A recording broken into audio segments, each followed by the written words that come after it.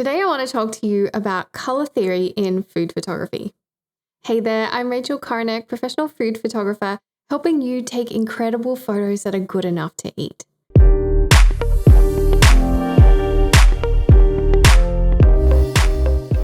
Color theory is a wonderful composition technique, especially with food, when color is so crucial to our food stories. So we're going to start in this video today with some basic color theory.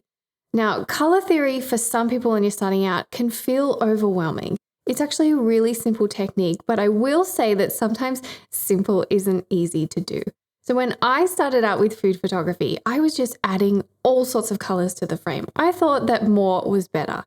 But what ended up happening is my photo was a bit of a hot mess and it was distracting.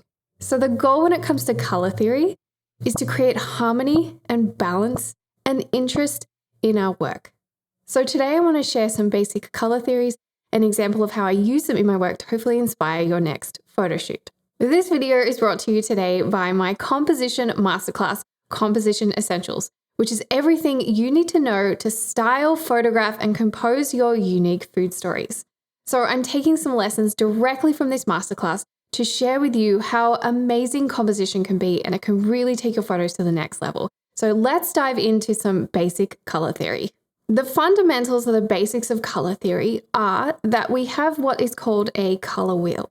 And we use that color wheel with unique combination pairings to understand what colors we want to bring into our photos. Now, color theory can go a lot deeper than that. Depending on the colors and the pairings that we use, it can evoke different emotions. It can create different movement, and it can really act as like a different language to tell us something about our food. So the first and most basic is we have 3 core theories that formulate color theory when it comes to food photography. First up is analogous colors, very simple to use and very beautiful. Analogous color theory works on the idea that we use colors that are next to each other on the color wheel. So you want to use 2 or more colors. So we could use green or blue, which are next to each other, or we could go for something like red, orange, and yellow. One really cool thing that I think about analogous colors is we often see it in nature when it comes to food. Just think about beautiful heirloom tomatoes. We have reds, oranges, and yellows all in the one food. So it's a really simple and powerful way that we can create a food story. So here are some examples of how I've used analogous colors in my work. So let's take green and blue, for example. Green and blue is a little bit weird because in the fashion world, you kind of don't put those 2 colors together, but they work really well. Let's take a look at this photo, which is a kiwi and mint pavlova. So I've paired the key ingredients, which are green, with a blue background, and it helps to give this beautiful, crisp and refreshing feel. The next combination of analogous colors is this beautiful stewed rhubarb shot.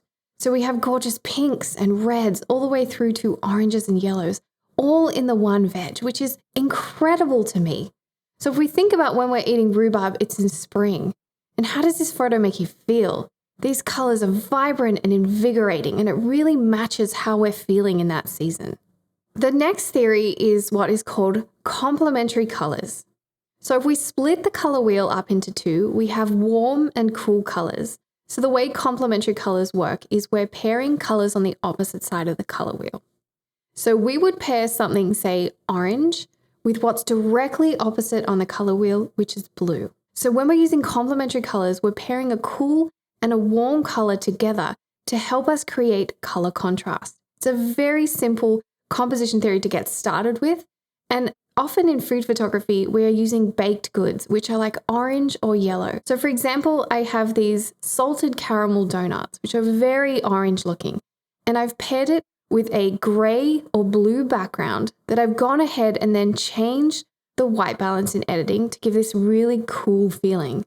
So we have color contrast here. So that cool feeling of the background is allowing our food subject, which is warm and tasty, to pop off the background. In this next example, I've paired green and pink opposite on the color wheel in this watermelon radish noodle bowl. Now these 2 colors, like a warm pink and sort of a cooler green, help to create that contrast and help that pink to really jump off the page. The third color theory is what's called monochromatic. very special color theory to me. I think it works so well in food photography. So the way this works is we're going to take one single color and we're going to use different tones and shades within that one color. Let's take a look at an example of how I use this in my food photography.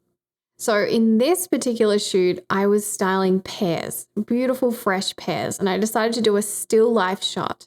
So here we have a different shade of green in the pear, in the leaf, and then in the background.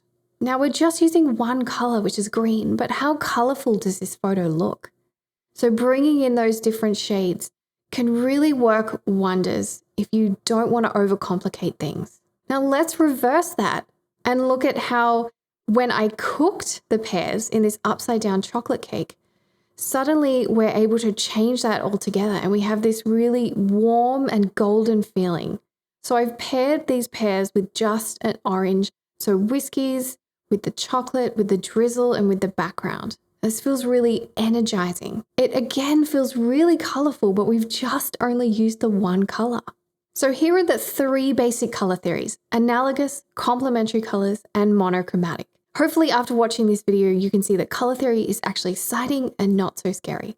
So I'd love to know which one you're going to use in your next photo shoot. If you're excited to learn more composition theories for your food photography, head to compositionessentials.com to check out if the masterclass is right for you. This is the first video in a 3-part series on color theory. Next up, we're going to look at advanced color theory. Now, if you're excited for that and you're ready to take your color theory to the next level, I'm going to make sure that I link that video below. Beautiful strewed. Check out that video below and I've linked it down below.